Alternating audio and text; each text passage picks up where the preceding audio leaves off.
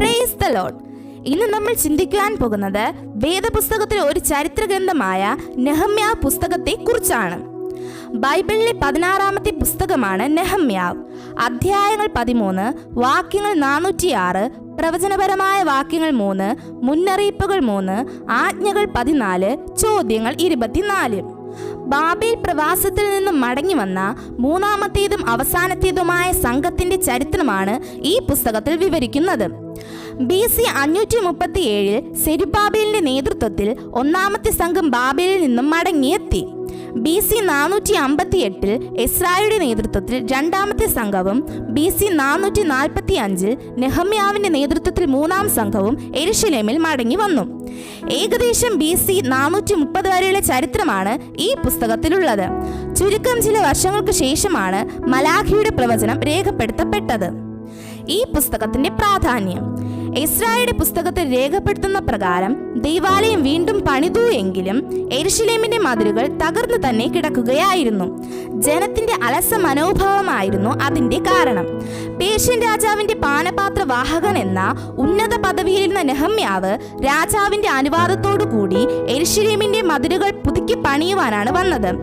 BC 445 മുതൽ 433 വരെ നെഹമ്യാവ് യെരുശലേമിലെ ഗവർണറായി സേവനം അനുഷ്ഠിച്ചു. അഗാധമായ വിശ്വാസവും ദൈവഭക്തിയും ഉണ്ടായിരുന്ന നെഹമ്യാവ് 11 പ്രാവശ്യം പ്രാർത്ഥിച്ചതായി ഈ പുസ്തകത്തിൽ രേഖപ്പെടുത്തിയിട്ടുണ്ട്.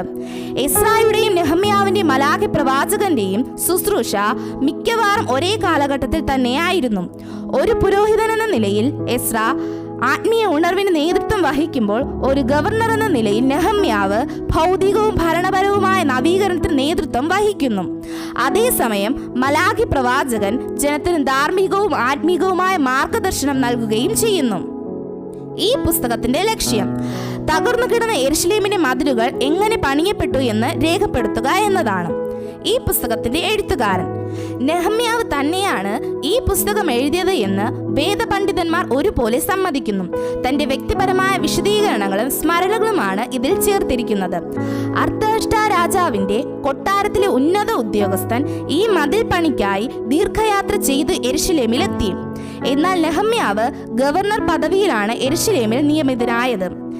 ഈ പുസ്തകം എഴുതിയ കാലം ഏകദേശം BC 433. സ്ഥലം യെരുശലേമിൽ വച്ച്. കാലപരിധി ഏകദേശം 12 വർഷത്തെ ചരിത്രമാണ് ഈ പുസ്തകത്തിലുള്ളത്. ഇതുപോലുള്ള കൂടുതൽ വീഡിയോകൾക്കായി ചാനൽ സബ്സ്ക്രൈബ് ചെയ്ത്, ഷെയർ ചെയ്ത്, ലൈക്ക് ചെയ്ത് സപ്പോർട്ട് ചെയ്യുക. God bless you. ആമേൻ.